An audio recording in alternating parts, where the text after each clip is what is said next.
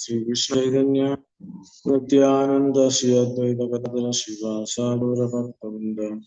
ഹരേ കൃഷ്ണ കൃഷ്ണ കൃഷ്ണ ഹരേ ഹരേ ഹരേ രാമ രാമ രാമ ഹരേ. ജയ ജയ ശ്രീ ചൈതന്യ നിത്യാനന്ദ ജയ ദ്വൈത ജയ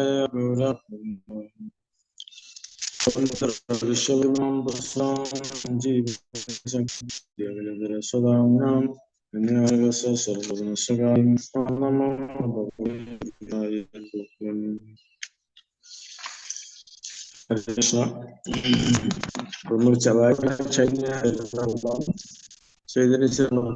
പഠന ക്ലാസ്സിലേക്ക് എല്ലാവർക്കും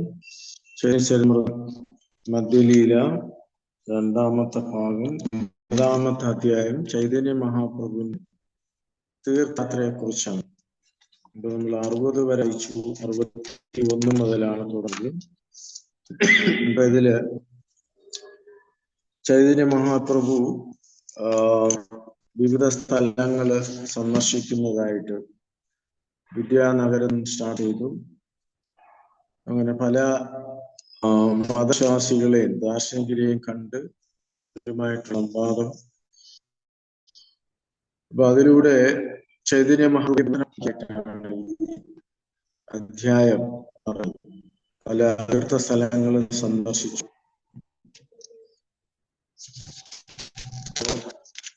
61 അത് ബുദ്ധമായിട്ടാണ്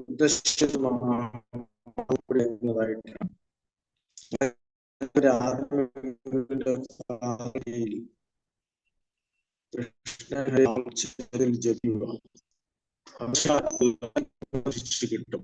ചൈതന്യന്റെ ഉപദേശം ബുദ്ധവിശ്വാസികൾ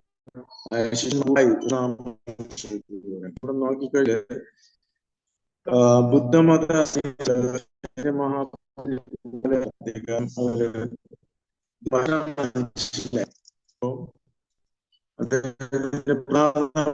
പണങ്ങള് കൊണ്ട് കൊടുത്തിട്ട് സാധാരണ പറഞ്ഞ ചൈതന്യമാ പറ്റി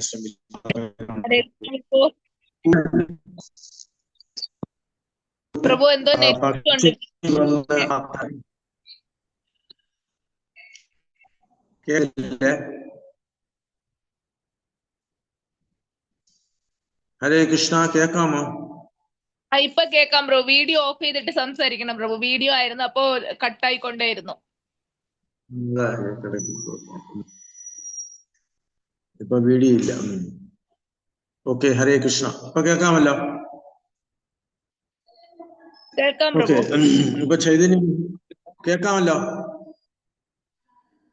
കേക്കാമോ? കേൾക്കാം പ്രഭു. അപ്പോ അവസാനം ചൈതന്യ മഹാപ്രഭു ബുദ്ധമത സന്യാസിമാരെ കാണുന്നതായിട്ടുള്ള കാര്യമാണ് ഇവിടെ പറയുന്നത്. അപ്പൊ ചൈതന്യ മഹാപ്രഭുവിനെ പറ്റിക്കാനായിട്ട് ഒരു ഭക്ഷണമല്ലാത്ത ഒരു കാര്യം, കുറെ സാധനങ്ങള് വെച്ചിട്ട് ചൈതന്യ മഹാപ്രഭുവിന് അത് ഭക്ഷണമാണ്, മഹാപ്രസാദമാണെന്ന് പറഞ്ഞു കൊടുക്കാൻ ശ്രമിച്ചപ്പോൾ അത് ഒരു വലിയ കൂറ്റൻ പക്ഷി വന്ന് അതിനെ തട്ടിയിട്ട് ആ ഭക്ഷണ തളിക തന്നെ ആ ബുദ്ധ സന്യാസിയുടെ ഗുരുവിന്റെ ശിരസിൽ തട്ടുകയും വീഴുകയൊക്കെ ചെയ്തു. വലിയ ശബ്ദത്തോടുകൂടി വീഴും. അപ്പൊ ഇത് ചൈതന്യ മഹാപ്രഭുവിന് എതിരെ ഒരു ഗൂഢാചരണം നടത്തിയതാണ്. പക്ഷെ പിന്നീട് അവർക്ക് പശ്ചാത്താപമുണ്ടായി ചൈതന്യ മഹാപ്രഭുവിനോട് മാപ്പ് ചോദിക്കുന്നതായിട്ടാണ് ഇന്നിവിടെ കാണുന്നത്. അപ്പോ ചൈതന്യ മഹാപ്രഭു എല്ലാവരോടും പറഞ്ഞു, നിങ്ങൾ എല്ലാവരും ആധ്യാത്മിക ഗുരുവിന്റെ കാതുകരികിൽ ചെന്ന് കൃഷ്ണന്റെയും ഹരിയുടെയും നാമങ്ങൾ ഉച്ചരിക്കുക എന്ന് പറയുന്നു. അങ്ങനെ ചെയ്താൽ ആധ്യാത്മിക ഗുരുവിന് ബോധം തിരിച്ചു കിട്ടും എന്ന് ചൈതന്യ മഹാപ്രഭു ഉപദേശിച്ചു. അപ്പൊ അതിനുശേഷം ഗുരു കർണ കഹേ സഭേ കൃഷ്ണനാമ രാമ ഹരി ചേതനാപയാചാര്യ ബലേ ഹരി ഹരി. ശിഷ്യന്മാരെല്ലാം ഗുരുവിന്റെ കാതുകൾ ചെന്ന് കൃഷ്ണ രാമ ഹരി എന്നിങ്ങനെ മന്ത്രിച്ചപ്പോൾ ഗുരുവിന് ബോധം തിരിച്ചു കിട്ടുകയും അദ്ദേഹം പിന്നീട് ഭഗവാൻ ഹരിയുടെ നാമം ഉച്ചരിക്കാൻ തുടങ്ങുകയും ചെയ്തു.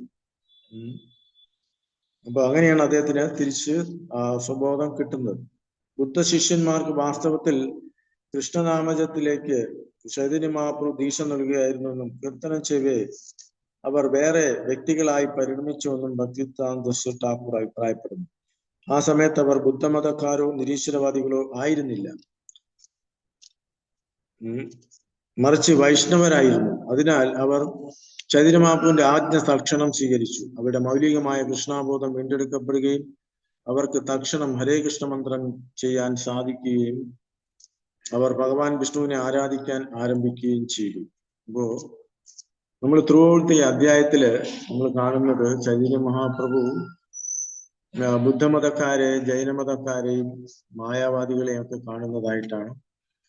അപ്പൊ അവിടെ ഹൃദയത്തിൽ ഒരു പരിവർത്തനം ഉണ്ടാക്കാൻ ചൈതന്യ മഹാപ്രഭുവിന് കഴിഞ്ഞു.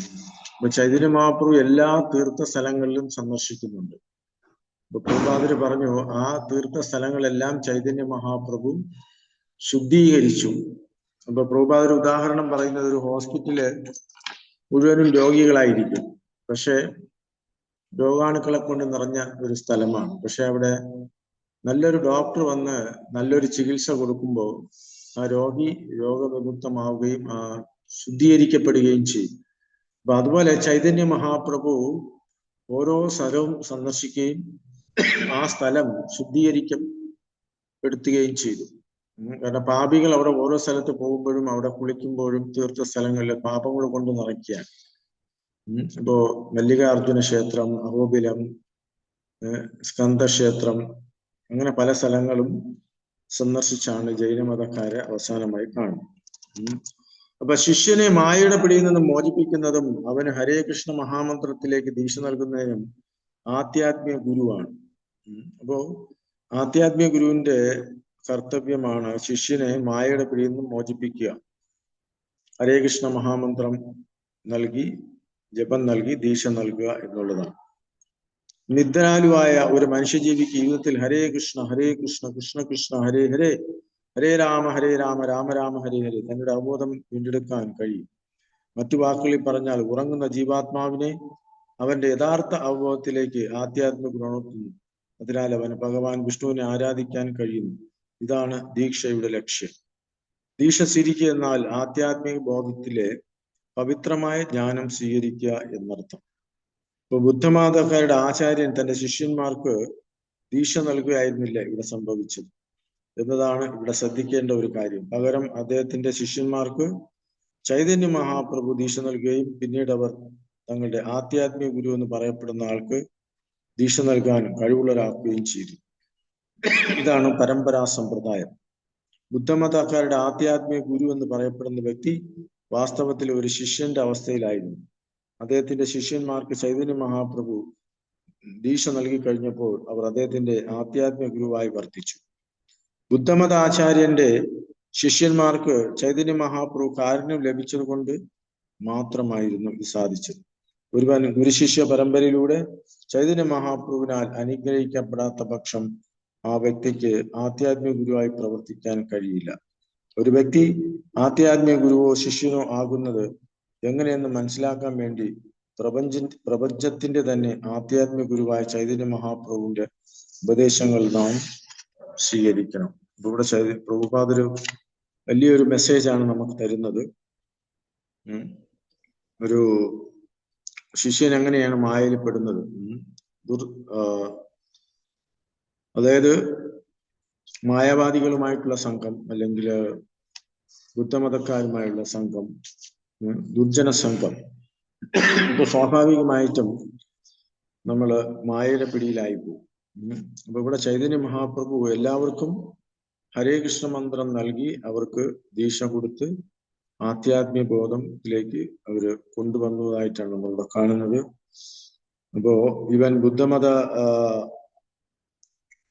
മതത്തിന്റെ ഗുരുവായി അറിയപ്പെടുന്ന അദ്ദേഹത്തിന് ഒരു ഗുരുവാകാനുള്ള യോഗ്യതയില്ല. പിന്നീട് ചൈതന്യ മഹാപ്രഭുവിന്റെ ശിഷ്യന്മാരുടെ ആ നിലയിലേക്ക് എത്തിച്ചേരുകയാണ് ചെയ്തത്.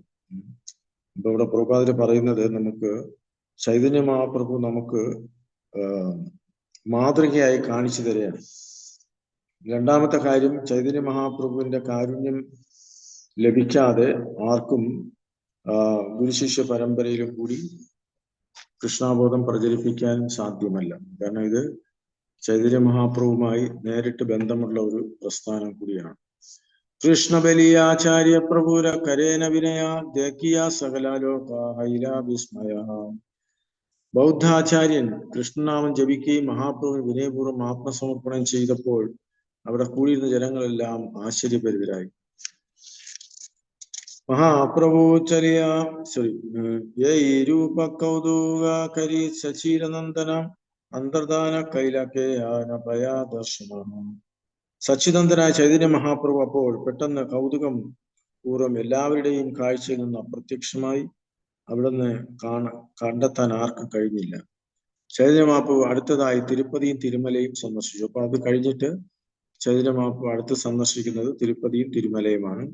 അവിടെ ചതുർമൂർത്തിയെ ദർശിച്ച ശേഷം വെങ്കടഗിരിയിലേക്ക് യാത്രയായി. മഹാപ്രഭു ചലിയായില്ല ത്രിപതി തിരുമല്ലേ ചതുർഭുജമൂർത്തിയിലേക്ക് വെങ്കടാദ്രേ ചലേ.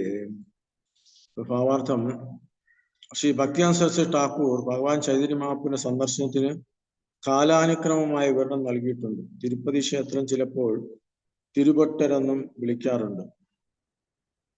ആർക്കോട്ടിന് വടക്ക് ഭാഗത്ത് ചന്ദ്രഗിരി പ്രവിശ്യയിൽ സ്ഥിതി ചെയ്യുന്ന തിരുപ്പതി പ്രശസ്തമായ ഒരു തീർത്ഥാടന സ്ഥലമാണ്. വെങ്കടേശ്വരൻ എന്ന നാമത്തിന് അനുസൃതമായി ചതുർഭുജനായ വിഷ്ണു അഥവാ ബാലാജി മൂർത്തി ശ്രീ ഹു എന്ന ശക്തിവിശേഷങ്ങളോടൊപ്പം തിരുപ്പതിയിൽ നിന്ന് 8 മൈലോളം അകലെ വെങ്കടഗിരിയിൽ സ്ഥിതി ചെയ്യുന്നു. ഭഗവാൻ വിഷ്ണുവിന്റെ രൂപത്തിലുള്ള വെങ്കടാചല വിഗ്രഹം അവിടെ സ്ഥിതി ചെയ്യുന്ന സ്ഥലം വെങ്കട ക്ഷേത്രം എന്നറിയപ്പെടുന്നു. ദക്ഷിണ ഭാരതത്തിലെ ധാരാളം ക്ഷേത്രങ്ങളുണ്ടെങ്കിലും ഈ ബാലാജി ക്ഷേത്രം വിശേഷാൽ ഐശ്വര്യമുള്ളതാണ്.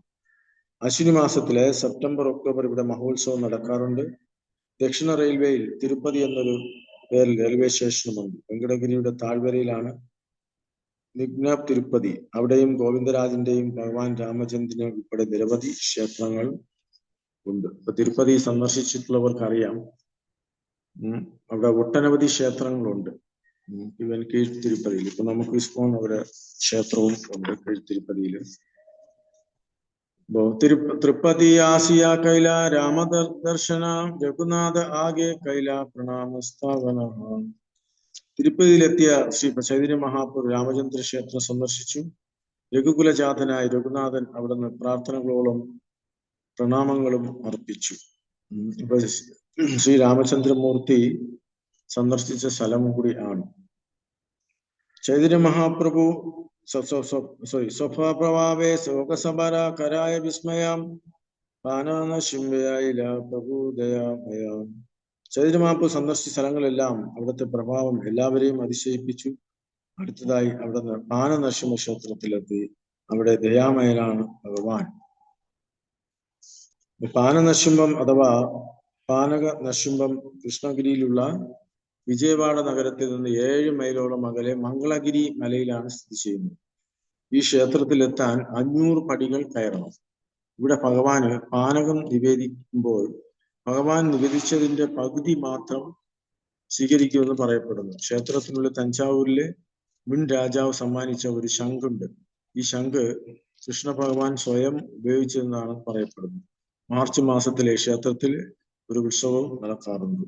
അപ്പൊ ഇത് വിജയനഗരത്തിന് 7 മൈലോളം സ്ഥലമാണ്. ഇവിടെ നിങ്ങൾ പോയിട്ടുണ്ടോന്ന് അറിയില്ല, പക്ഷെ വളരെ പ്രധാനപ്പെട്ട ഒരു മൂർത്തിയാണ്. എപ്പോഴും അവിടെ സന്ദർശകരുണ്ടാവും. അപ്പൊ അവിടെ പാനകം നിവേദിച്ചു കഴിഞ്ഞാല് പകുതി മാത്രമേ നമുക്ക് കിട്ടുള്ളൂ. ബാക്കിയെല്ലാം ഭഗവാൻ കുടിച്ച് ബാക്കി പകുതിയെ തരൂ. 67 നശുംബ പ്രണതി സ്തുതി പ്രേമാവേശ കൈലാം പ്രഭൂര പ്രഭാവേ ലോക ചമത്കാര ഹൈലാം. ചൈതന്യ മഹാപ്രഭു പ്രേമാധിക്യത്താൽ നശിംബ ഭഗവാൻ സ്തുതികളും പ്രണാമങ്ങളും അർപ്പിച്ചു. ഭഗവാൻ ചൈതന്യന്റെ പ്രഭാവം ദർശിച്ച ജനങ്ങൾ അത്ഭുത സ്വസ്ഥരായി. ശിവകാഞ്ചി ആസിയ കൈല ശിവദർശന പ്രഭാവേ വൈഷ്ണവ കൈല സദാ ശൈവ ഗണ. ശിവകാഞ്ചിയിലെത്തിയ ചൈതന്യ മഹാപ്രഭു മഹാദേവ വിഗ്രഹം ദർശിക്കുകയും തന്നിടെ പ്രഭാവത്താൽ ശിവഭക്തരെല്ലാം വൈഷ്ണവരാക്കി മാറ്റുകയും ചെയ്തു. അപ്പൊ ചൈതന്യ മഹാപ്രഭു എല്ലാ ക്ഷേത്രങ്ങളും, അതായത് ദേവി ദേവന്മാർ ഉൾപ്പെടെയുള്ള എല്ലാ ക്ഷേത്രങ്ങളിലും ഒട്ടുമിക്ക സ്ഥലങ്ങളും പ്രധാനപ്പെട്ട ക്ഷേത്രങ്ങളെല്ലാം സന്ദർശിച്ച് നമ്മൾ കാണുന്നുണ്ട് ഇവിടെ. അപ്പൊ നമ്മൾ പലപ്പോഴും ദേവന്മാരുടെ ക്ഷേത്രമല്ലേ അവിടെ പോകണ്ട എന്ന് വിചാരിക്കും. പക്ഷെ ഇവിടെ ചൈതന്യ മഹാപ്രഭു അതുപോലെ ബലറാം ഇവിടെ സൗത്ത് ഇന്ത്യൻ ദക്ഷിണ ഭാരത് സന്ദർശിച്ചപ്പോഴും കന്യാകുമാരി ഉൾപ്പെടെ പല ക്ഷേത്രങ്ങളും ശിവക്ഷേത്രങ്ങൾ ഉൾപ്പെടെ സന്ദർശിച്ചത് നമ്മൾ കാണുന്നു. പക്ഷെ ചൈതന്യ മഹാപ്രഭുവിന്റെ ഉദ്ദേശം എല്ലാവരെയും കൃഷ്ണഭക്തരാക്കുക, എല്ലാവരെയും കൊണ്ട് കൃഷ്ണനാമം ജപിപ്പിക്കുക എന്നുള്ളതാണ്. കാഞ്ചീപുരം എന്നും ദക്ഷിണ ഭാരതത്തിലെ ബനാറസ് എന്നും അറിയപ്പെടുന്നു. ശിവകാഞ്ചിയിൽ പരമശിവന്റെ പ്രതീകാത്മായ പ്രാതിനിധ്യമുള്ള നൂറുകണക്കിന് ക്ഷേത്രങ്ങളുണ്ട്. ആ ക്ഷേത്രങ്ങളിലൊന്ന് വളരെ പുരാതനമെന്ന് പറയപ്പെടുന്നു. വിഷ്ണുകാഞ്ചി ആസിദേക്കി ലക്ഷ്മിനാരായണ പ്രണാമക്കൊരിയ കൈലാബഹുദാസ്തവന. ഭഗവാൻ പിന്നീട് വിഷ്ണുകാഞ്ചി എന്ന സ്ഥലം സന്ദർശിച്ചു. അവിടെ ലക്ഷ്മിനാരായണ വിഗ്രഹം ദർശിച്ച അവിടുന്ന് അവരെ പ്രീതിപ്പെടുത്തുന്നതിന് ധാരാളം സ്തുതികളും പ്രണാമങ്ങളും അർപ്പിച്ചു. ഭാവാർത്ഥത്തിൽ ശ്രീല പ്രഭുപാദർ പറയുന്നത്, കാഞ്ചീപുരത്തിന് 5 മൈൽ അകലെയാണ് വിഷ്ണുകാഞ്ചി. വിഷ്ണു ഭഗവാന്റെ മറ്റൊരു രൂപമായ വരദരാജ് ഭഗവാന്റെ നിവാസം ഇവിടെയാണ്. അനന്ത സരോവരം എന്നറിയപ്പെടുന്ന വലിയൊരു തടാകവും ഇവിടെയുണ്ട്. പ്രേമാവേശേ നൃത്യഗീത ബഹുദാക്വരിലാം ദിനദ്വൈരഹീലോകേ കൃഷ്ണഭക്ത കൈലാം. ചൈതന്യ മഹാപ്രഭു 2 ദിവസം വിഷ്ണുകാഞ്ചിയിൽ താമസിച്ചപ്പോൾ പ്രേമാവശത്താൽ നൃത്തവും കീർത്തനവും ചെയ്തു. അവിടെ നിന്ന് കണ്ട എല്ലാവരും കൃഷ്ണഭക്തരായി മാറി. ചൈതന്യ മഹാപ്രഭുവിന്റെ ദർശനം കൊണ്ട് തന്നെ പലരും കൃഷ്ണഭക്തരായി മാറി. ത്രിമലയദേക്കി കേല ത്രികാലഹസ്തി സ്ഥാനേ മഹാദേവദേക്കി താന്റെ കരില പ്രണാമേ. തിരുമല സന്ദർശിച്ച ശേഷം ചൈതന്യ മഹാപ്രഭു ത്രികാളഹസ്തി ദർശനത്തിന് പോയി. അത് നമ്മളെല്ലാവരും കേട്ടിട്ടുള്ള ക്ഷേത്രമാണ്. അവിടെ മഹാദേവനെ ദർശിച്ച് സർവാദ ആദരങ്ങളും പ്രണാമങ്ങളും സമർപ്പിച്ചതായിട്ട് പറയുന്നു. ഇപ്പൊ ത്രികാളഹസ്തി അഥവാ കാളഹസ്തി തിരുപ്പതിയിൽ നിന്ന് 22 കിലോമീറ്റർ അകലെയാണ്. അതിന്റെ പടിഞ്ഞാറ് ഭാഗത്ത് സുവർണമുഖി എന്നൊരു നദിയുണ്ട്. ഈ നദിയുടെ ദക്ഷിണ ഭാഗത്താണ് ത്രികാളഹസ്തി ക്ഷേത്രം. പൊതുവെ കാളഹസ്തി അഥവാ കാളഹസ്തി എന്നറിയപ്പെടുന്ന ഈ സ്ഥലം വളരെ ശിവക്ഷേത്രത്താൽ പ്രശസ്തമാണ്. അവിടെ മഹാദേവൻ വായുലിംഗ ശിവൻ എന്ന് അറിയപ്പെടുന്നു. ഇപ്പൊ വായുമായിട്ട് ബന്ധമുള്ള ഒരു കഥയുമുണ്ട്. പക്ഷി തീർത്ഥേ ദേക്കി കൈല ശിവദർശന വൃത്തകോല തീർത്ഥേ തവേ കരിലാഗമന. പക്ഷി തീർത്ഥത്തിൽ ഭഗവാൻ ചൈതന്യ മഹാപ്രഭു ഭഗവാന്റെ പരമശിവന്റെ ക്ഷേത്രം സന്ദർശിച്ചു. അവിടെ നിന്ന് വൃത്തകോലം തീർത്ഥ സ്ഥലത്തേക്ക് പോയി. ഭഗവാർത്ഥം തിരുക്കഴുകുണ്ഠം എന്നറിയപ്പെടുന്ന പക്ഷി തീർത്ഥം ചെങ്കൽപ്പെട്ട് നഗരത്തിൽ നിന്ന് 9 മൈൽ ദക്ഷിണ ഭാഗത്താണ് സ്ഥിതി ചെയ്യുന്നത്. 500 അടി ഉയരമുള്ള ഈ സ്ഥലം വേദഗിരി അഥവാ വേദാചലം എന്ന ഗിരിനിരയുടെ ശൃംഖലയാണ് സ്ഥിതി ചെയ്യുന്നത്. അവിടെ ഒരു ശിവക്ഷേത്രമുണ്ട്. ക്ഷേത്രത്തിലെ മൂർത്തി വേദഗിരീശ്വരൻ എന്നറിയപ്പെടുന്നു. ക്ഷേത്ര പുരോഹിതനിൽ നിന്ന് ദക്ഷിണം സ്വീകരിക്കാൻ അവിടെ നിത്യവും 2 പക്ഷികൾ വരാറുണ്ട്. ഈ പക്ഷികൾ സ്മരണാതീത കാലം മുതലേ വരാറുള്ളതാണ് അവിടെ ഉള്ളവർ അവകാശപ്പെടുന്നു. അപ്പൊ ഇതൊക്കെയാണ് ക്ഷേത്രത്തിന്റെ പ്രത്യേകത. ഇത് ചൈതന്യ പ്രഭുപാദർ വളരെ വിശദമായിട്ട് വിവരിച്ചു. നമുക്കും ഈ പലപ്പോഴും നമ്മൾ ഈ ക്ഷേത്രം സന്ദർശിച്ചിട്ടുണ്ടെങ്കിൽ ഈ കഥകളൊന്നും നമുക്കറിയില്ല. ശ്വേതവരാഹദേക്കി താന്റെ നമസ്കരി പീതാംബര ശിവസ്ഥാനേ ഗേല ഗൗരഹരി. വൃത്തകോലത്തിൽ ഭഗവാൻ ചൈതന്യ മഹാപ്രഭു ശ്വേതവരാഹ ക്ഷേത്രം സന്ദർശിച്ചു. ആദരവുകൾ അർപ്പിച്ചതിന് ശേഷം പീതാംബരധാരിയായ ശ്രീ ശിവൻ ക്ഷേത്രവും സന്ദർശിച്ചു. ശ്വേതവരാഹ ക്ഷേത്രം വൃത്തകോലത്തിൽ അവ ശ്രീമുഷ്ണത്തിലാണ് സ്ഥിതി ചെയ്യുന്നത്. ശിലകളാൽ നിർമ്മിക്കപ്പെട്ട ഈ ക്ഷേത്രം ബലിപീഠം എന്നറിയപ്പെടുന്ന ഒരു മരിപ്പച്ചയിൽ നിന്ന് 1 മൈൽ തെക്ക് ഭാഗത്താണ് സ്ഥിതി ചെയ്യുന്നത്. ശേഷനാഗം ഒരു കുടയായി സേവിക്കുന്ന രൂപത്തിലുള്ള ശ്വേതവരാഹ വിഗ്രഹം ഇവിടെയുണ്ട്. ഇവിടെ പ്രതിപാദിച്ചിട്ടുള്ള ശിവക്ഷേത്രം കടലൂരിൽ നിന്ന് 26 മൈൽ തെക്കുള്ള പീതാംബരം അഥവാ ചിദംബരം എന്ന സ്ഥലത്താണ്. ശിവന്റെ അവിടുത്തെ വിഗ്രഹം ആകാശലിംഗം എന്നറിയപ്പെടുന്നു. 39ഓളം ഏക്കർ ഭൂമിയിലാണ് ക്ഷേത്രം സ്ഥിതി ചെയ്യുന്നത്. അപ്പോൾ ഇത് തമിഴ്നാടാണ്. കടലൂർ 55 കിലോമീറ്ററും ചെന്നൈയിൽ നിന്ന് ഏകദേശം 200 കിലോമീറ്ററും തെക്ക് പടിഞ്ഞാറായി സ്ഥിതി ചെയ്യുന്ന സ്ഥലമാണ്. ഈ ഭൂമിക്ക് ചുറ്റും കൂറ്റൻ മതിലും അതിനെ 60 അടി വീതിയുള്ള പാതയും ഉണ്ട്. അപ്പൊ അവിടെ സന്ദർശിച്ചിട്ടുള്ളവർക്ക് അറിയാം. ഷിയാലി ഭൈരവി ദേവി കരിന ദർശന കാവേരി തീരെ ഐല സചീരനന്ദന. ഷിയാലി ഭൈരവിയുടെ ദുർഗാദേവിയുടെ രൂപം ക്ഷേത്രം സന്ദർശിച്ച ശേഷം സച്ചിത്തനായ ചൈതന്യ മഹാപ്രഭു കാവേരി തീർത്ഥത്തിലേക്ക് പോയി. ഷിയാലി ഭൈരവിയുടെ ക്ഷേത്രം അതായത് തഞ്ചാവൂർ ജില്ലയിലെ തഞ്ചാവൂർ നഗരത്തിൽ നിന്ന് 48 മൈൽ വടക്ക് കിഴക്കായാണ് സ്ഥിതി ചെയ്യുന്നത്. അവിടെ വളരെ പ്രശസ്തമായ ശിവക്ഷേത്രവും വലിയൊരു തടാകവുമുണ്ട്. ശിവഭക്തനായ ഒരു ചെറിയ കുട്ടി ഒരിക്കൽ ഈ ക്ഷേത്രത്തിൽ വന്നെന്നും ഭൈരവി എന്നറിയപ്പെടുന്ന ദുർഗാദേവി ഈ കുട്ടിക്ക് തന്റെ മുലപ്പാൽ നൽകിയെന്നും പറയപ്പെടുന്നു. ഈ ക്ഷേത്ര ദർശനത്തിന് ശേഷം ചൈതന്യ മഹാപ്രഭു കാവേരി നദിയുടെ തീരത്തേക്ക് പോയി. തിരുച്ചിറാപ്പള്ളി പ്രദേശം വഴിയായിരുന്നു കാവേരി. ആ പുണ്യനദിയായി ശ്രീമദ് ഭാഗവതത്തിൽ 11:5-40 പ്രതിപാദിച്ചിരുന്നു. അതായത് കാവേരി തിരുച്ചിറാപ്പള്ളി പോകുന്ന വഴിയാണ്. തൃച്ചി, നമ്മളിന്ന് പറയുന്നത് തൃച്ചി ശ്രീരംഗക്ഷേത്രം. ഗോ സമാജേ ശിവദേക്കി ആയില ദേവേദ ഭാവന വേദ ധാവന മഹാദേവ ദേക്കി തന്റെ കൈലാവന്തന. ഭഗവാൻ പിന്നീട് ഗോസമാജം എന്ന സ്ഥലത്ത് സന്ദർശിക്കുകയും അവിടെ ഒരു ശിവക്ഷേത്രം ദർശിക്കുകയും ചെയ്തു. അതിനുശേഷം വേദാവനത്തിലെത്തി അവിടെ ശിവന്റെ മറ്റൊരു വിഗ്രഹം ദർശിക്കുകയും പ്രാർത്ഥന അർപ്പിക്കുകയും ചെയ്തു. ഗോസമാജം അതായത് ശിവഭക്തന്മാരുടെ തീർത്ഥസ്ഥാനമാണ്. വളരെ പ്രാധാന്യം അർഹിക്കുന്ന ആ സ്ഥലം വേദാവനത്തിലാണ്, അതായത് സമീപത്താണെന്ന് പറയുന്നു. അമൃതലിംഗ ശിവദേക്കി വന്ദന കരില സപശിവാലയ ശൈവ വൈഷ്ണവഹൈലാം. ഇവിടെ അമൃതലിംഗം നാമുള്ള ശിവമൂർത്തിയെ ദർശിച്ച് ഭഗവാൻ ചൈതന്യ മഹാപ്രഭു പ്രണാമങ്ങൾ അർപ്പിച്ചു. അപ്രകാരം അവിടെ നിന്ന് എല്ലാ ശിവക്ഷേത്രങ്ങളും സന്ദർശിക്കുകയും ശിവഭക്തന്മാരെ വൈഷ്ണവരാക്കി മാറ്റുകയും ചെയ്തു. ഇപ്പോ എവിടെയെല്ലാം ചൈതന്യ മഹാപ്രഭു സന്ദർശിച്ചോ അവിടെയെല്ലാം ഉള്ള ജനങ്ങളെ ചൈതന്യ മഹാപ്രഭു വൈഷ്ണവരാക്കി മാറ്റി എന്നുള്ളതാണ്. ദേവസ്ഥാനയാസി കൈലാ വിഷ്ണു ദർശന ശ്രീ വൈഷ്ണവേര സങ്കേതഹാൻ ഗോഷ്ഠി അനുക്ഷണ. ദേവസ്ഥാനം എന്ന സ്ഥലത്ത് ചൈതന്യ മഹാപ്രഭു ഭഗവാൻ വിഷ്ണുവിന്റെ ക്ഷേത്രം സന്ദർശിക്കുകയും രാമാനുജാന്റെ ശിഷ്യപരമ്പരയുള്ള വൈഷ്ണവരുമായി സംഭാഷണം നടത്തുകയും ചെയ്തു. ഈ വൈഷ്ണവർ ശ്രീ വൈഷ്ണവർ എന്നറിയപ്പെടുന്നു. എല്ലാവർക്കും അറിയാം ചൈതന്യ മഹാപ്രഭു ശ്രീ വൈഷ്ണവര് രാമാനുജാരുടെ ഫോളോവേഴ്സ് ആണ്. കുംഭകർണ കപാലേഖി സരോവരാം ശിവക്ഷേത്ര ശിവദേക്കി ഗൗരസുന്ദരാം. ഇപ്പൊ ചൈതന്യ മഹാപ്രഭു കുംഭകർണശാലയിലെ വിശാലമായ ഒരു തടാകവും ശിവന്റെ ക്ഷേത്രവും സ്ഥിതി ചെയ്യുന്ന ഒരു ശിവക്ഷേത്രം പുണ്യസ്ഥലം ദർശിക്കുന്നുണ്ട്. അതേ ഭാവാർത്ഥത്തിൽ പറയുന്ന കുംഭകർണൻ എന്ന രാവണൻ സഹോദരന്റെ നാമമാണ്. ഇപ്പോൾ കുംഭകർണ കപാല നഗരം കുംഭകോണം ആയി മാറി. ഇതിപ്പോ കുംഭകോണം എന്ന് പറഞ്ഞാൽ എല്ലാവർക്കും അറിയാം.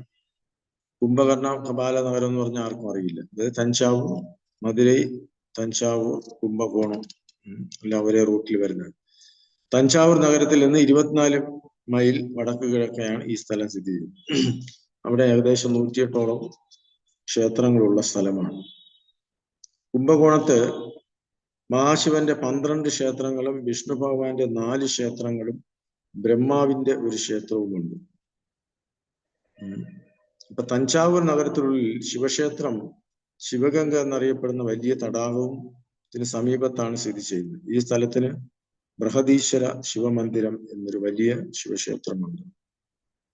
അപ്പൊ ഇത് ചിദംബരം, തഞ്ചാവൂർ ആ സ്ഥലങ്ങളെയാണ് ഉദ്ദേശിച്ച് പറയുന്നത്. അതായത് ഏറ്റവും കൂടുതൽ ക്ഷേത്രങ്ങളുള്ള ഒരു സ്ഥലമാണ് കുംഭകോണം എന്ന് പറയുന്നത്. പാപനാശേന വിഷ്ണു കൈലാദർശന ശ്രീരംഗക്ഷേത്രേ തപേ കരിലാഗമന. ശിവക്ഷേത്രം എന്ന സ്ഥലം സന്ദർശിച്ചതിന് ശേഷം ചൈതന്യ മഹാപ്രഭു പാപനാശത്തിലെ വന്നെത്തുകയും അവിടെ വിഷ്ണു ക്ഷേത്രം സന്ദർശിക്കുകയും ചെയ്തു. അവസാനം മഹാപ്രഭു ശ്രീരംഗം ക്ഷേത്രത്തിൽ എത്തിച്ചേർന്നു. അപ്പോ പാപനാശം എന്ന് പറയുന്നതും ഇതിന് അടുത്ത് വരുന്ന ലൈനിൽ വരുന്ന ഒരു ക്ഷേത്രമാണ് അപ്പൊ അതിനുശേഷമാണ് ശ്രീരംഗ ക്ഷേത്രത്തിലേക്ക് ചൈതന്യ മഹാപ്രഭു വരുന്നത്. അപ്പോ പാപനാശം എന്നറിയപ്പെടുന്ന 2 പുണ്യ സ്ഥലങ്ങളുണ്ട്. ഒന്ന് കുംഭകോണത്ത് 8 കിലോമീറ്റർ തെക്ക് പടിഞ്ഞാറ്, മറ്റേത് തിരുനെൽവേലി നഗരത്തിൽ പാളയം കോട്ടയിൽ നിന്ന് 20 മൈൽ പടിഞ്ഞാറ് മാറി തിരുനെൽവേലി ജില്ലയിലെ താമരപ്പരണി നദിക്ക് സമീപവും. അപ്പൊ ഇവിടെ നമ്മള് നവതിരുപ്പതി ക്ഷേത്ര സന്ദർശനമുണ്ട്. അപ്പൊ ചിലപ്പോ അതിൽ ജോയിൻ ചെയ്തവർക്കെല്ലാം ഈ ക്ഷേത്രം കണ്ടിരിക്കാം. ശ്രീരംഗ ക്ഷേത്രം, അതായത് ശ്രീരംഗം വളരെ പ്രശസ്തമായ സ്ഥലമാണ്. തിരുച്ചിറപ്പള്ളി ജില്ലയിൽ കുംഭകോണത്ത് നിന്ന് 50 മൈൽ പടിഞ്ഞാറ് തിരുച്ചിറപ്പള്ളി നഗരത്തിന് സമീപമായി കാവേരി നദിയിലെ ഒരു ദ്വീപിലാണ് ക്ഷേത്രത്തിന്റെ സ്ഥാനം. ശ്രീരംഗ ക്ഷേത്രം ഭാരതത്തിലെ ഏറ്റവും വലിയ ക്ഷേത്രമാണ്. അതിനു ചുറ്റും 7 മതിലുണ്ട്, 7 വീതികളുമുണ്ട്. അപ്പോ ഈ വീതികളിലെ പുരാതന നാമങ്ങൾ ഇപ്രകാരമാണ്: ധർമ്മൻ, തിരുച്ചുറ്റ്, രാജമഹേന്ദ്രൻ, തിരുവീതി, കുലശേഖരൻ, തിരുവീതി, ആര്യനാടൻ, തിരുവീതി, അളകൻ തിരുവേദി, തിരുവിക്രമൻ തിരുവേദി, കൂടാതെ മാളവികയെ ചുറ്റിയുള്ള ചിത്ര വീതി. അവിടെയാണ് ചൈതന്യ മഹാപ്രഭു താമസിച്ച സ്ഥലം, ചിത്രവീതി. ഇവിടെയെല്ലാം ചുറ്റുമായി പുറമെ 8ാമത്തെ വീതിയാണ് അടയവളയൻതാൻ വീതി. രാജമഹേന്ദ്രന്റെ ഭരണകാലത്ത് നിന്ന് മുമ്പ് ഭരണം നടത്തിയിരുന്ന ധർമ്മവന്റെ കാലത്തും മുമ്പാണ് ഈ ക്ഷേത്രം സ്ഥാപിച്ചത്. കുലശേഖരനെയും യമുനാചാര്യനെയും പോലുള്ള പ്രശസ്തമായ അനേകം രാജാക്കന്മാർ ശ്രീരംഗ ക്ഷേത്രത്തിൽ താമസിച്ചിട്ടുണ്ട്. യമുനാചാര്യരും ശ്രീ രാമാനുചാര്യരും സുദർശനാചാര്യരും മറ്റും ഈ ക്ഷേത്രത്തിന്റെ മേൽനോട്ടം വഹിച്ചിരുന്നു. അപ്പൊ ഇത് 108 ദിവ്യദേശങ്ങളിൽ വളരെ പ്രധാനപ്പെട്ട ഒരു ക്ഷേത്രമാണ് ശ്രീരംഗ ക്ഷേത്രം. അപ്പൊ ശ്രീരംഗ ക്ഷേത്രം സന്ദർശിക്കുന്നവർക്ക് മറ്റു ക്ഷേത്രങ്ങളിൽ സന്ദർശിക്കുന്നതിന്റെ ഫലം കിട്ടും എന്നാണ് പറയുന്നത്. അപ്പൊ ഇത് ഏറ്റവും വലിയൊരു ക്ഷേത്രം, ഏറ്റവും വലിയ ഗോപുരം, പിന്നെ രാജഗോപുരം എന്നാണ് അറിയപ്പെടുന്നത്. ലക്ഷ്മി ദേവിയുടെ അവതാരമായ കോതൈ ദേവി അഥവാ ശ്രീ ആണ്ടാൾ ദിവ്യസുന്ദരി എന്നറിയപ്പെടുന്ന മുക്താത്മളായ 12 ആൾമാർ ഒരാളാണ്. ഇപ്പൊ ശ്രീരംഗനാഥന്റെ മൂർത്തി വിവാഹം ചെയ്ത ദേവി പിന്നീട് രംഗനാഥന്റെ തിരുവുടലിൽ പ്രവേശിച്ചു. ഭഗവാൻ വിഷ്ണുവിന്റെ ധനുസിന്റെ അവതാരവും ആൾവാറിൽ ഒരാളുമായ തിരുമങ്കി ആൾവാർ മോഷണത്തിലൂടെ കുറെ ധനം സമ്പാദിക്കുകയും അപ്രകാരം ശ്രീരംഗത്തെ 4ാമത്തെ ചുറ്റുമുതൽ നിർമ്മിക്കുകയും ചെയ്തു. കലി വർഷം 289 തൊണ്ടരിപ്പൊടി ആൾവാർ ജനിച്ചുവെന്ന് പറയപ്പെടുന്നു. അദ്ദേഹം ഭക്തി സേവനത്തിൽ മുഴുകുന്നതിനിടയിൽ ഒരു അഭിസാരികയുടെ ഇടയായി തീർന്നു. തന്റെ ഭക്തൻ ഇങ്ങനെ അധപ്പതിക്കുന്നത് കണ്ട ശ്രീരംഗനാഥൻ തന്റെ ദാസന്മാരിൽ ഒരാൾ വശം അഭിസാരികയ്ക്ക് ഒരു സ്വർണ്ണത്തലിക കൊടുത്തയച്ചു. ക്ഷേത്രത്തിലെ സ്വർണ്ണത്തലിക നഷ്ടപ്പെട്ടത് കണ്ടുപിടിക്കപ്പെട്ടപ്പോൾ അന്വേഷണം നടക്കുകയും അത് അഭിസാരികയുടെ ഗൃഹത്തിൽ കണ്ടെത്തുകയും ചെയ്തു. രംഗനാഥൻ അഭിസാരികയുടെ മേൽ കാരുണ്യം കണ്ടപ്പോൾ ആ ഭക്തൻ തന്റെ തെറ്റുകൾ തിരുത്തി. അദ്ദേഹം അപ്പോൾ രംഗനാഥ ക്ഷേത്രത്തിന്റെ 3ാമത്തെ ചുറ്റുമതിൽ പണി കഴിയുകയും അവിടുന്ന് ഒരു തുളസി ഉദ്യാനം നിർമ്മിക്കുകയും ചെയ്തു. ഇതെല്ലാം ഇപ്പോഴും നമ്മൾ പോയാൽ കാണാം. അപ്പോൾ വളരെ പ്രധാനപ്പെട്ട ഒരു സ്ഥലമാണ്. രാമാനുചാര്യന് കുരേശ്വരൻ എന്ന പ്രശസ്തമായ ഒരു ശിഷ്യനായിരുന്നു ഉണ്ടായിരുന്നു. ശ്രീരാമപിള്ളയായിരുന്നു കുലശേഖരന്റെ പുത്രൻ. അദ്ദേഹത്തിന്റെ പുത്രൻ വാഗ്ദിജ ഭട്ടനായിരുന്നു. അദ്ദേഹത്തിന്റെ പുത്രൻ വേദവ്യാസ ഭട്ടൻ അഥവാ സുദർശനാചാര്യൻ ആയിരുന്നു. സുദർശനാചാര്യൻ യുദ്ധനായിരുന്ന കാലത്ത് മുസ്ലിമുകൾ രംഗനാഥ ക്ഷേത്രം ആക്രമിക്കുകയും ഏകദേശം 12,000 ശ്രീവൈഷ്ണവരെ വധിക്കുകയും ചെയ്തു. ആ സമയത്ത് ശ്രീരംഗ വിഗ്രഹം വിജയനഗരത്തേക്ക് തിരുപ്പതി ക്ഷേത്രത്തിലേക്ക് മാറ്റി. പിന്നീട് സെഞ്ചിനാട്ട് രാജാവായ ഗോപണ്ണരായർ ശ്രീരംഗനാഥനെ തിരുപ്പതി ക്ഷേത്രത്തിൽ നിന്ന് സിംഹബ്രഹ്മ എന്ന സ്ഥലത്തേക്ക് കൊണ്ടുവന്നു. ഭഗവാൻ 3 വർഷം അവിടെ വസിച്ചു. ശകവർഷം 1293 ഈ വിഗ്രഹം ശ്രീരംഗനാഥ ക്ഷേത്രത്തിൽ പുനഃപ്രതിഷ്ഠിച്ചു. രംഗനാഥ ക്ഷേത്രത്തിൽ തിരിച്ചു വന്നത് എങ്ങനെയെന്ന് സംബന്ധിച്ച് വേദാന്ത ദേശികർ എഴുതിയ ഒരു ശിലാലിഖിതം രംഗനാഥ ക്ഷേത്രത്തിന് കിഴക്ക് മതിലുണ്ട്. അപ്പോൾ കിഴക്കേ മതില് നമ്മൾ നോക്കിക്കഴിഞ്ഞാൽ അതിൽ വെള്ള പെയിന്റ് അടിച്ചിരിക്കും. അപ്പോൾ ഇത് അന്ന് ഈ മുസ്ലിങ്ങള് ഇതിനെ കീഴടക്കാൻ, ക്ഷേത്രത്തെ പിടിച്ചടക്കാൻ ശ്രമിക്കുകയും ആ വിഗ്രഹം കൊണ്ട് പൂജാരി ഒളിച്ച് ഓടുകയും ചെയ്തു, സംരക്ഷിക്കുകയും ചെയ്തു. അപ്പോൾ പലപ്പോഴും ഇത് സംഭവിച്ചിട്ടുണ്ട്. അപ്പോ ഈ സൈനികനെ അട്രാക്റ്റീവിന് ചെയ്യുന്നതിന് വേണ്ടി ഒരു ലേഡി നഗ്നമായി ഗോപുരത്തിലേക്ക് കയറുകയും ആ പ്രധാന സൈനികന്റെ അട്രാക്ഷൻ പിടിച്ചു പറ്റുകയും സൈനികൻ മുകളിലോട്ട് കയറുകയും പിന്നീട് ആ സ്ത്രീ, അതായത് അവിടുത്തെ ജോലിക്കാരിയാണ് എന്ന് പറയപ്പെടുന്നു, പേര് ഒരു പ്രത്യേക നാമത്തിലാണ് അറിയപ്പെടുന്നത്. അവര് പിന്നീട് അവിടെ നിന്ന് എടുത്തു ചാടി ആത്മഹത്യ ചെയ്യുകയും ചെയ്തു. അപ്പോൾ ഇതെല്ലാം ഭഗവാന്റെ സേവനത്തിന് വേണ്ടിയാണ്, സംരക്ഷണത്തിന് വേണ്ടിയാണ് ചെയ്തത്. അപ്പൊ അവരുടെ ഓർമ്മയ്ക്കായിട്ട് ആ കിഴക്ക് സൈഡിലൊരു ഗോപുരമുണ്ട്. അതൊന്നും പൂർണ്ണമാക്കാതെ വെള്ള പെയിന്റ് മാത്രം അടിച്ചതായിട്ട് നമുക്കിത് കാണാൻ കഴിയും. അപ്പൊ ഇതിൽ ഒരുപാട് ചരിത്രങ്ങളുണ്ട് ശ്രീരംഗനാഥ സ്വാമി ക്ഷേത്രത്തിന്. കാവേരി ദേ സ്നാനകരി ദേക്കി രംഗനാഥാം സുധി പ്രണതി കരി മാലിന കൃതാർത്ഥം.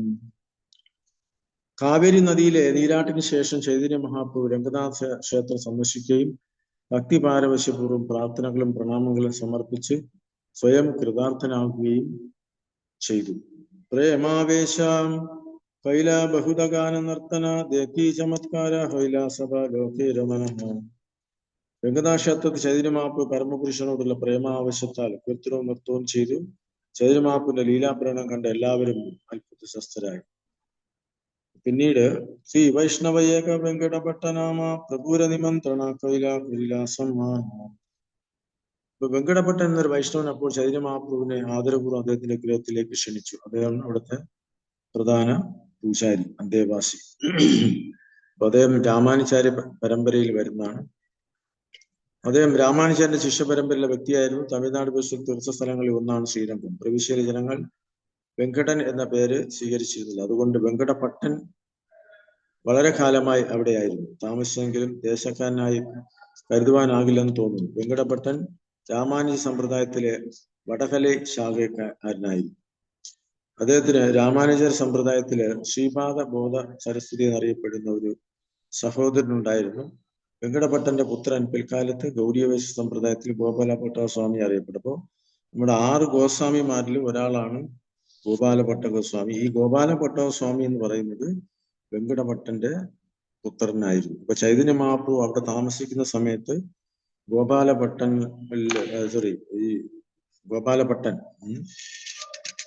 ഗോസ്വാമി അദ്ദേഹത്തിന്റെ പുത്രനില് ഒരുപാട് വാത്സല്യം തോന്നുകയും ഒരുപാട് ഭഗവാനെ കുറിച്ച് സംസാരിക്കുകയും ഒക്കെ ചെയ്തു. അപ്പൊ അതിൽ അദ്ദേഹം ആകൃഷ്ടനായി. പിന്നീട് ചൈതന്യ മഹാപ്രഭു പറഞ്ഞു, പിന്നീട് നീ വൃന്ദാവനത്തിൽ വന്ന് എന്നെ കാണണം എന്ന് പറഞ്ഞിരുന്നു. അങ്ങനെയാണ് അതിനുശേഷം അദ്ദേഹം വലുതാവുമ്പോൾ പിന്നീട് അദ്ദേഹം വൃന്ദാവനത്തിലേക്ക് പോവുകയും രാധാരമണ ക്ഷേത്രം സ്ഥാപിക്കുകയും ചെയ്തു. അപ്പൊ നിങ്ങൾ വൃന്ദാവനത്തിൽ പോയിട്ടുള്ള ആ ക്ഷേത്രം കണ്ടിരിക്കും. അദ്ദേഹം ആദ്യം തുടക്കത്തിൽ അതൊരു ശാലഗ്രാം ശിലയായിട്ടാണ് വർഷിപ്പ് ചെയ്തിരുന്നത്. പിന്നീട് അതിന് ഗോപാലന്റെ ഭഗവാന്റെ രൂപം പ്രത്യക്ഷപ്പെടുകയും ചെയ്തു. ഇവൻ നഖം, പല്ല് എല്ലാം ഉൾപ്പെടെ ഇന്നും നമുക്കത് പോയി കഴിഞ്ഞാൽ ആ ക്ഷേത്രം കാണാം. അദ്ദേഹത്തെ കുറിച്ച് കൂടുതൽ വിവരങ്ങൾ നരഹരി ചക്രവർത്തി രചിച്ച ഭക്തിരത്നാകരം എന്ന ഗ്രന്ഥത്തിൽ കാണാൻ കഴിയും. അപ്പൊ ഇവിടെ ചൈതന്യ മഹാപ്രഭു 4 മാസത്തോളം ചതുർമാസത്തില് താമസിച്ച സ്ഥലമാണ്. അവിടെ വെച്ചാണ് ചൈതന്യ മഹാപ്രഭു ജഗന്നാഥ് ബലദേവ സുഭദ്രമയ്യെ പൂജിക്കുന്നത്. അപ്പൊ ഇന്നും നമ്മൾ ശ്രീരംഗത്ത് പോയി കഴിഞ്ഞാല് ആ ജഗന്നാഥ് ക്ഷേത്രം നമുക്ക് കാണാം. ആ ജഗന്നാഥ് ക്ഷേത്രത്തിന് നമ്മുടെ ഒറിജിനൽ ജഗന്നാഥ് ക്ഷേത്രവുമായി മൂർത്തിയുമായിട്ട് വ്യത്യാസമുണ്ട്. കാരണം ഇവിടെ ചൈതന്യ മഹാപ്രഭു പൂജിച്ച വിഗ്രഹത്തിന് കൈയും കാലും ഒക്കെ ഉണ്ട്. ആ ഒരു പ്രത്യേക വിഗ്രഹം നമുക്ക് കാണാം. ശ്രീരംഗം ക്ഷേത്രം സന്ദർശിക്കാത്തവര് ശ്രീരംഗം ക്ഷേത്രം സന്ദർശിക്കണം എന്നാണ് എൻ്റെ ശുപാർശ. അപ്പൊ അവിടെ ചൈതന്യ മഹാപ്രഭു 4 മാസത്തോളം താമസിച്ചു. പിന്നീട് അതിനുശേഷം വീണ്ടും 1 മാസം എക്സ്ട്രാ താമസിച്ചതായിട്ടാണ് പറഞ്ഞത്. അപ്പൊ അത് ചാതുർമാസ്യ കാലമായിരുന്നു. അപ്പോൾ വെങ്കടഭട്ടയുമായിട്ടും ഒരുപാട് സംവാദങ്ങൾ ഉണ്ടായി. പക്ഷെ ചൈതന്യ മഹാപ്രഭു മനസ്സിലായി, എനിക്ക് ആവശ്യം അദ്ദേഹത്തിന്റെ പുത്രനെയാണ്. അപ്പോ പുത്രനോട് കൂടുതൽ കാരുണ്യം കാണിക്കുകയും പിന്നീട് നമുക്കറിയാം 6 ഗോസ്വാമികളിൽ വളരെ പ്രധാനപ്പെട്ട ഒരു ഗോസ്വാമി. അദ്ദേഹത്തിന്റെ വീട്ടിൽ നിന്ന് നമുക്ക് പോയാൽ ഇവിടെ കാണാം. ആ ചൈതന്യ മഹാപ്രഭുവിന്റെ പൂജിച്ച ആ ജഗന്നാഥ ക്ഷേത്രത്തിന് നേരെ ഓപ്പോസിറ്റ് ആണ് അദ്ദേഹത്തിന്റെ വീട്. ഇന്നിപ്പോ ഒരുപാട് മാറ്റം അവിടെ ഉണ്ടായി. എങ്കിലും നമുക്ക് അവിടെ പോയി കഴിയുമ്പോൾ ഈ ചരിത്രങ്ങളൊക്കെ ഓർമ്മിക്കാൻ പറ്റും. അതുപോലെ രാമാനുചാരിയുടെ ഒരുപാട് ലീലകൾ നടന്ന സ്ഥലമുണ്ട്. അപ്പൊ ഇവിടെ ക്ഷേത്രത്തിനകത്ത് കയറി കഴിഞ്ഞാല് ഇപ്പോഴും നമുക്ക് അവിടെ ഒരു കുളം കാണാം. അവിടെ രാമാനുചാര്യര് അവിടെ ഉണ്ടായിരുന്ന മത്സ്യങ്ങൾക്ക് മോക്ഷം കൊടുത്തതായിട്ടൊരു കഥ പറയുന്നുണ്ട്, സംഭവം. ചൈതന്യ മഹാപ്രഭു ഭഗവാന്റെ ഭക്ഷണം കഴിച്ച ശേഷം ആ എച്ചിലെടുത്ത് കുളത്തിലെറിഞ്ഞപ്പോ ആ മത്സ്യങ്ങൾ വന്ന് ആ ഭക്ഷണം കഴിച്ചു. ആ മത്സ്യങ്ങള് ചതുർഭുജൻ സ്വീകരിച്ച് ആകാശത്തേക്ക് പോയി, വൈകുണ്ഠ ലോകത്തിലേക്ക് പോയതായിട്ട്. അപ്പൊ ശിഷ്യന്മാര് ചോദിച്ചു, ഇതെന്താ, എന്ത് അത്ഭുതം. ഇപ്പം രാമാനുജൻ എന്ത് അത്ഭുതം, അവരെന്റെ മഹാപ്രസാദം കഴിച്ചു, അവര് വൈകുണ്ഠത്തിലേക്ക് തിരിച്ചു പോയി. അപ്പൊ ശിഷ്യന്മാര് ചോദിക്കും, ഞങ്ങൾ എത്രയോ വർഷങ്ങളായിട്ട് അങ്ങയുടെ മഹാപ്രസാദം കഴിക്കുന്നു, എന്നിട്ട് നമുക്ക് എന്തായാലും സംഭവിക്കാത്തത്? കാരണം ആ മത്സ്യങ്ങൾക്ക് പാൾസ്യുകയില്ല, അതൊരു നിരപരാധികളാണ്. അപ്പൊ നമുക്ക് ഭക്തിയുത സേവനം ചെയ്യുന്നുണ്ടെങ്കിലും ഒരുപാട് അനർത്ഥങ്ങളുണ്ട്. അഹങ്കാരം, അസൂയ, കാമക്രോധ മോഹങ്ങള്, അപ്പോൾ ഇതെല്ലാം ഒരുപാട് അപരാധങ്ങൾ നമ്മൾ ചെയ്യുന്നുണ്ട്. അപ്പൊ അതുകൊണ്ട് നമുക്ക് പരിശുദ്ധ ഭക്തി കിട്ടാത്തതിന് ഒരു കാരണം അതാണ്. അപ്പൊ നമ്മൾ അജാമില മോക്ഷം വായിക്കുമ്പോഴും അജാമിലിന് എന്തുകൊണ്ട് മുക്തി കിട്ടി? അറിയാതെ ജപിച്ച നാമമാണ്. കാരണം അദ്ദേഹം അതിൽ പറയുന്നുണ്ട്, അപരാധരഹിതമായി അറിഞ്ഞോ അറിയാതെയോ അദ്ദേഹം ജപിച്ചു. അതിന്റെ പൂർണ്ണ ഫലം അദ്ദേഹത്തിന് കിട്ടുകയും ചെയ്തു. സാങ്കേത്യം, പരിഹാസ്യം, അതായത് നമ്മൾ തമാശ രൂപത്തിലോ പരിഹസിക്കുന്ന രൂപത്തിലോ ജപിച്ചാലും ആ നാമത്തിന് പവറുണ്ട്. നമ്മൾ അറിഞ്ഞോ അറിയാതെ മരുന്ന് കഴിക്കുമ്പോൾ അതിന്റെ ഫലം കിട്ടുന്ന പോലെ നാമത്തിന് അതിന്റെ ഫലമുണ്ട്. പക്ഷെ അപരാധരഹിതമായി ജപിക്കുന്നതിന്റെ ഫലം നമുക്ക് പരിശുദ്ധ ഭക്തി, കൃഷ്ണപ്രേമം കിട്ടാൻ സഹായിക്കും എന്നുള്ളതാണ്. നമ്മൾ വായിച്ചത് 82 വരെയുള്ള ശ്ലോകമാണ്. അപ്പൊ തുടർന്ന് നമുക്ക് അടുത്ത ക്ലാസ്സിൽ ബാക്കി വായിക്കുന്നതാണ്. അപ്പൊ ഞാൻ കൂടുതൽ അത് റെഫർ ചെയ്യാൻ പറ്റിയില്ല, അതുകൊണ്ട് പെട്ടെന്ന് വായിച്ചു തീർത്തതാണ്. എങ്കിലും വളരെ ഇൻട്രസ്റ്റിംഗ് ആയിട്ടുള്ള കഥയാണ് ചൈതന്യ മഹാപ്രഭുവിന്റെ ദക്ഷിണ ഭാരത സന്ദർശനം. ഇത് പിന്നീട് നമ്മൾ കേരളത്തിലേക്ക് വരുന്നതായിട്ടും കാണാം ചൈതന്യ മഹാപ്രഭു. ഓക്കെ, ഹരേ കൃഷ്ണ കൃഷ്ണ കൃഷ്ണ ഹരേ ഹരേ, ഹരേ രാമ രാമ രാമ ഹരേ ഹരേ. ഇപ്പൊ ആർക്കെങ്കിലും എന്തെങ്കിലും കൂട്ടിച്ചേർക്കാനുണ്ടെങ്കിൽ ചേർക്കാം. അതുപോലെ എന്തെങ്കിലും സംശയം ഉണ്ടെങ്കിൽ ചോദിക്കാം, അല്ലെങ്കിൽ നമുക്ക് ഇവിടെ നിർത്താം. ഓക്കെ, ഹരേ കൃഷ്ണ. നല്ല കാസാണെന്ന് ഹരേ കൃഷ്ണ. അപ്പോ എന്തെങ്കിലും ആർക്കെങ്കിലും എന്തെങ്കിലും പറയാനുണ്ടോ? അവൻ നല്ല കാസാണെന്ന് ഹരേ കൃഷ്ണ. ഹരേ കൃഷ്ണ പ്രഭു. അപ്പോ ഇല്ലെങ്കിൽ നമുക്ക് ഇവിടെ നിർത്താം. വാഞ്ചാകൽപതരൂപ്യശ്ച കൃപാസിന്ധു ഭേവച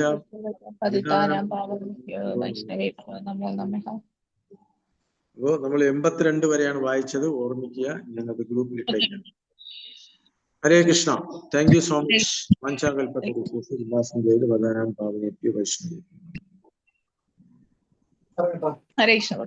ഹരേ കൃഷ്ണ.